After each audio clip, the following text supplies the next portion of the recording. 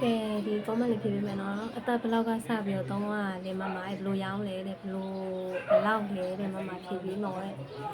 ဘယ်လောက်လဲဘယ်လိုတော့လဲဆိုတာမပြောခင်ပေါ့နော်ဒီဂျူလီယာတစ်ချက် promotion ရှိရပေါ့နော်ငါးခဲဝယ်ယူလူတိုင်းဟိုတစ်ချက် promotion ပေးမှာပေါ့နော်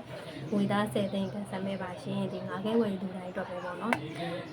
အသက်ဘယ်လောက်ကစသုံးရဆိုတော့အသက်10နှစ်ကနေစပြီးသုံးရဟိုလူကြီးထိပေါ့နော်ဘာဖြစ်လို့စဖက်သုံးမိခြင်းကအပူပုတ်ခင်းနေပေါ့နော်ပြီးတော့စိတ်ကူလန်ဆန်းတွေဒီခန္ဓာကိုယ်မှာရှိရဲဒီဆဲသေးတွေကိုဖယ်ရှားပြီးတော့အဲ့လိုစကင်းအသစ်တစ်ခုရရှိစေရပေါ့နော်အဲ့တော့ဒီစက်ဖက်ကသုံးပေးသင့်ပါတယ်ရှင်နောက်ပြီးတော့ဒီတဘာဝပစ္စည်းရှင်မျိုးနဲ့ထုတ်လုပ်ထားတာပေါ့နော်မြင်ရလားမသိဘူးမြင်အောင်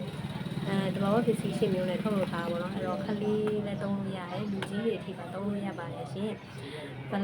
နှခဲသုံးမလဲဆိုတော့ပေါ့နော်ဟို